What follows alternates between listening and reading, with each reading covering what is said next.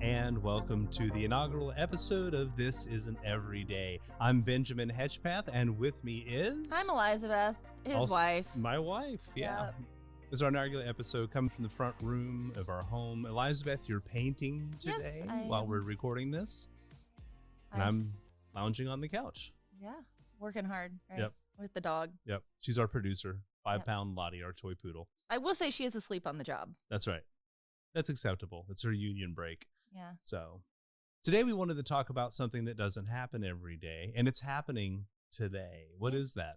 It's Friday the 13th. Okay. No, every day is not Friday the 13th. There's a global pandemic. There is a global That doesn't pandemic. happen every day. Well, it kind of does because there's so many of them going on right now. Right. But we have a new one. There's a new one. Yeah. So that's not every day. Okay. It's raining in San Diego. That's semi-unusual, but that's not really what I'm going for. Doesn't happen every day. Here. There's something that you're kind of dancing around that's for our immediate family. All of our kids are coming home with friends from school today. Okay. Yeah. That doesn't happen every day. That doesn't happen every day. No. So you're honing in on it here. It is about one of our kids. Yeah. Well, I don't know what you're talking about. My wife lives in Egypt. She likes the water sports there. She loves hanging out in denial. Our oldest son, Jay, is turning 18 years old today. That's impossible. I'm not that old. We're not. No, but he is. And that's just the nature of life right now. And I'm not ready for this. You never would be, though. Remember when our friends, our peer group starting having kids, and there are people like, oh, we're not going to have kids yet. We're not ready. And then they were pregnant while they were saying it. And didn't know. They didn't know. Yeah. So you're not ready to have kids. And then that makes sense. You're not ready for them to become adults. But that's just where we are. So let's talk about that today. Oh, yes. We have an adult. Yep. There's a third adult in our household. Actually, now. A fourth because Lottie is an adult. Well, an adult dog. She is no longer a puppy. No. But there are 3 adult humans in our home. Humans. Yeah. Oh. So let's process a little bit here. Yeah, because it's a weird world to walk into. Mm-hmm. You know, it's when they can legally come back at you and say, I'm an adult or whatever, you can't tell me what to do. You can't come in after. Yeah. And you're trying to balance keeping a somewhat stable family. Yeah. I remember when I came home the very first time from college and my mom was like, be home by 11. And it's like, no, Mom, I won't be. I'm going to go hang out with my friends. I'm going to be responsible because it's me. But at the same time, it's like, you can't tell me to come home by a certain time anymore, simply because I was 18 years old. Which I'm going to kind of argue because my family had kind of a different stance on that. Go for it. My mother didn't come at me saying, you have a curfew, be home by this. Mm-hmm. But she was also very straightforward with us and sharing that I don't sleep until you guys come home. Right. And so please, for my sake, be home by this time. Sure. I mean, we've told Jeremiah that before, he's like, well, what is it? It's Friday night. What does it matter if I'm home at 1? It's like, well, I'm not going to sleep until you get home. It's a parent thing. It's very difficult to rest. And she was very open and honest with us. Mm-hmm. And so there were times I would have people at my house at those times. Sure. Which honestly, I could care less with any of our kids' friends. Right. If they were here at that time. No, I don't care. No, not That's at fine. all. If they're here hanging out. Thankfully have a very solid group of friends that I trust. Sure. And so that's very, very nice to have. There's no Eddie Haskells in the group who are constantly trying to subvert or anything like that. Although you look back and you watch Eddie Haskell now and you're like, he was so just tame. a funny little kid. I mean, he would be a hoot to have around for the entertainment factor. But for those of you who don't know who Eddie Haskell is/was, go back and reference Leave It to Beaver, the old black and white TV show from back in the day. Can I have a little bit of a confession here? Do it. I don't think I've ever watched an actual episode of Leave It to Beaver. I'm having trouble saying Beaver right Justin now. Bieber does not have a television show. Leave It to Beaver. Leave It to Bieber. Like, I'm trying to figure out funny, but I've seen little clips here and there, Sure. and I know like the social context and all of that. So the cultural relevance of it and that Right, kind of right, thing. right. But yeah, I don't think I've ever actually seen an episode from start to finish. See, we watched a lot of Nick at Night growing up, and so that was just part of our intake. Do you know what we watched on Nick at Night? What? Old SNL reruns. Oh, yeah. That was pretty much the limit. Like, I didn't watch a whole lot of other shows. No. See, we watched Laugh-In and Mr. Ed and just a bunch of old stuff that our parents liked. I caught Mr. Ed some. Mm-hmm. I also watched I Dream of Jeannie some. Yeah. I didn't really watch My Three Sons ever. Yeah. And our kids watch Nintendo TV, so they actually know a lot of these shows too. They know them better than you do. Yeah. Oh, so I'm you're sure the they one that's do. out of the loop on I'm this. probably out of the loop. Yeah. But then again, I'm mom. Aren't I supposed to be out of the loop on things? Isn't that my role? You were last night. I am always out of the loop. Our kids had some confession time around the dinner table last night. We went out for Jeremiah's 18th birthday dinner, and Mama was a little shocked by what her children did when they were younger. Say that it just proved how much I have failed as a parent. No, our kids were being kids, and not in a dismissive kind of way. Say that like the bulk of it revolved around stealing candy, from the candy tub in the house. And it's one of those things when you don't keep those things handy and accessible, it became a point of temptation for them.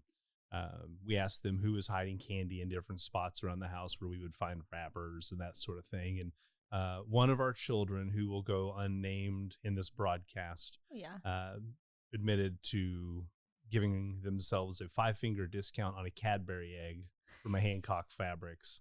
And Mama was kind of shocked on that one. But then the other one ate it because they knew that they couldn't say anything about it. So they could take it and not get in trouble. The candy I stole. Well, you're both in trouble. So we walked through some of that last night. But we'll get back to the topic at hand here. One of our children is no longer a child. Yeah. He's an adult. And I trust him. I think, and I want... Hopefully he will listen to this to let him know that I do trust him. Yeah. But I also want to guide him in not making decisions that could be a mistake. And we won't get into this in depth right now, but our discussion on, I want a tattoo now. Yeah. You can get one later if you want, but my advice still stands. Wait until you get married, see what your wife says about it, and then go from there. And I'm just saying wait till you're 21. Yeah, because you're going to grow up a lot between 18 and 21. Well, now that he's done the research, he found out just how expensive a basic tattoo is. And now he knows why I don't have more than one right now. Yeah, but it's one of those, I was like, just wait, because you're going to grow so much. Right. And just because you like it right now doesn't mean you're going to like it in 3 years. Right. With that growth, because it's not just a matter of you're changing a little bit. Right. There is a lot of change that's going to happen in the next 3 years as he discovers who he is as an adult. And he won't even be, not that I'm saying he's going to be done at 21. Right. I mean, you're still at the very beginning of the journey. But just to be mindful of that at this point and not to do something he's going to regret, because he was like, well, I could always just have it lasered off. It's like, yeah, and that's so another. And it hurts expensive. more. It hurts and it can leave scarring. Right. So you don't really win. How many people out there that are, they thought it was great when they got their Pickle Rick tattoo, and now they're, several years into it. Because they like, should have gotten Szechuan sauce. Maybe that wasn't the best thing for my forearm, If they'd gone with Szechuan sauce, they would have gone for the win. But instead they did Pickle Rick. It's Pickle Rick forever on your body. Yeah. So, give yourself a little time, weigh it out, save up, learn how to pay regular bills first. Yeah. Before you start doing expenditures like that. That's a whole nother story. We're not making him because he's now 18 pay his cell phone or anything like that. No. He's still high school. He finishes up in May or June. It's right on that line, depending. But especially now that they just got school canceled. Yeah. San Diego. But they're going to be out of school for at least 2, if not 3 weeks, because spring break falls in there too. Yeah. And so they're not really saying an end date right now. It's speculation and guessing. Right. They're not setting that for sure. There's college classes that already switched to online. So we're going to be navigating. We're going back to homeschooling, We're Ben. going back to homeschool. Which That's easy. That's another conversation we can have another time. Our daughter desperately wants to go back, but she never thought she would say that when she was homeschooling. But middle school is weird. Yeah, well, that's middle school. Yeah. But back to having an adult, it is strange. Yeah. And I want to give him freedom. I want to let him make those small mistakes that help you grow. Right. And I want to help protect him from big mistakes that could cause a lot of regret later. Oh, sure. Right. Absolutely. One of the things that we've even talked about lately, because we're in the process of possibly moving, is, if he wants to stay, he can. Yeah, it's totally an option. Yeah. He's at a great age for that, where you can cram 5 guys in an apartment and live kind of crazy. And his Young Life community here in town. I mean, he's got a great group of people that he can stay with, that he's going to know are stable, share the same belief system and worldview and all that kind of stuff. And they can kind of grow into adulthood together. I'm not rushing him out by any means, but when I was his age, we're only 4 months off or so. No, well, let's see, it's March. So April, May, June, July, 5 months off from where I didn't come back home when I went to college. Yeah. Because I got a job and it was 5 hours away from home and I just didn't come back. And that's basically where we are now. Odd as that is to say at this point. But I'm okay with it. He's a stable kid. We've raised him well. And he is himself, and he's going to have to learn through experience on some things. But he's 96% trustworthy, as long as he can control the other 4% of impulsivity. Yeah. Obviously the big ones, like, don't get into debt at this age, because there are so many lenders out there who are saying, hey, you can have this, you can have that. And getting into debt at this age can set you up for a lifetime. Right. And I think we've talked with our kids enough. They know we don't do credit cards. If we don't have the money, we don't, the new thing may be cool, but you don't need to spend the money. Yeah. If you don't have it, don't spend it. Don't spend it. It's amazing how that works. Don't go by the government's example. Go by what's practical and real. Debt will always chase you down. So, and the borrower is slave to the lender. Yeah. To do a little quote from scripture there, but it's just one of those things. It's, make good choices, understand what the consequences are, and, be responsible about laying the foundation for your adulthood. Yeah. And it definitely does. Yeah. For that. And our kids pretty much, like, even Grace has like some decent plans for her future. Yeah. I mean, right now she wants to be a real estate agent. Modest. I mean, it's like she's thought through, like, okay, I don't need a ton for college because I want to do this route and this route. Right. And explaining to her, well, you might need a little bit more than you think, because going into real estate, you're going to have months where you're not making anything. So having a little bit of a savings there, and your college fund could be helping towards that as you're getting established. And did you do junior achievement in 8th grade? I didn't do it in 8th grade. I did it in a different, maybe I did do it. I know I did it in a younger grade. Where, like, we had the jobs and you had to pay bills, and nobody made the same amount, which really kind of sucked, because when you came to your end of the year thing, because your bills were kind of set, the people who had the good jobs got to buy all this stuff from the store, and it was draw of a hat. And, like, well, I did everything I was supposed to, and yet I'm stuck with this pencil, and I got, like, the cool prize, Shout out to Jim Tipton. He was my junior achievement teacher. In Mrs. King's class is where we always did that. I think it was like during homeroom time or something. But no, learning those basic, fiscal principles for life. How do you keep your bank account? You'd say your checkbook balance, but how do you keep your tabs on your bank account, making sure you have what you need? And Jay's been doing a lot of research on what bank he wants to move to from where he has been. Yeah. Just for special features for things like, hey, if I want to block out some money to save up for a car or a down deposit on something or whatever, having that online banking capability is very different than what you and I grew up with, or even use now. He's actually got me thinking about us changing our banking so that we can do stuff that would be, more productive for us, even operating the way we do, which is I totally can say different that our from bank does have those features. We just have never used them. Okay, well, I haven't explored the app and that that's sort part of thing. of it. So it's not too hard to set up. You can set up automatic transfers and Right. But a lot of what he's looking at too, though, is increased interest rates and other things like that are a little more friendly. And he was even talking about an adult, one of the teachers at his school, who uses 2 or 3 of them simply to utilize different features they have. Because you can keep your money in a couple of different places and it doesn't really affect anything. So anyway, so he's doing a lot of research, and Jay also has a lot of plans for his own future that are pretty ambitious, but very, very cool. And doable, and super totally doable. I mean, totally that's doable. what the kind of thing is. And we've been trying to help him stay on track to keep it doable. Kind of encourage him away from getting super involved romantically. Right.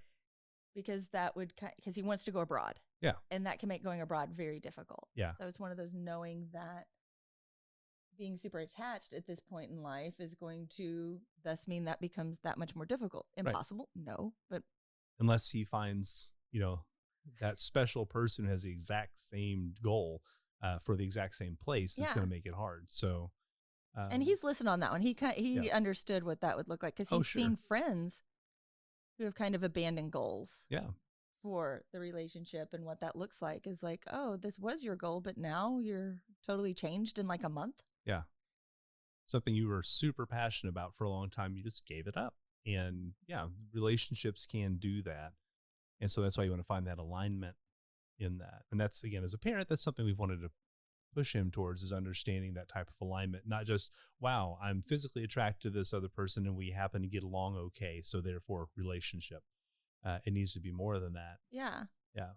For long term. Yeah, absolutely. Now, am I saying don't go on a date? No. No. Am I saying don't go have fun? No. I'm just saying responsible.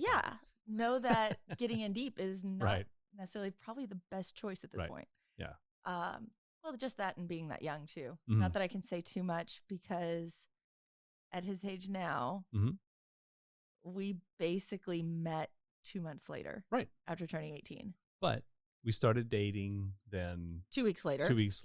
But then we got engaged the next year. And we were at school. We were around each other all the time.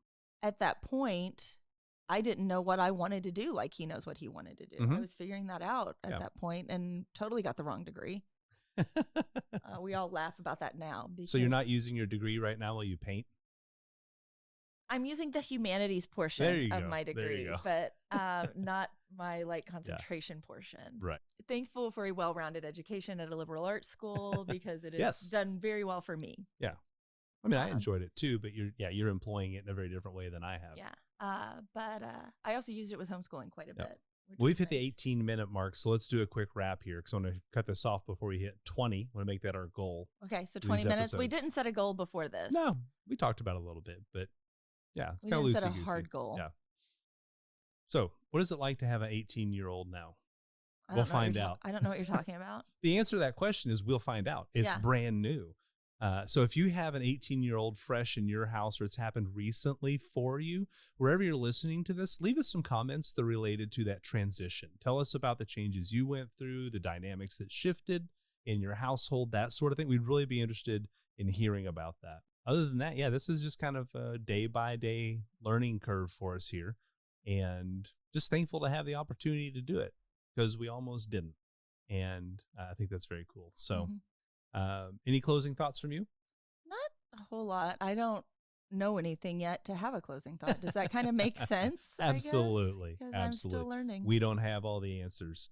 And although I like to pretend I do. We don't have all the answers, even though we might pretend we do. And this isn't every day.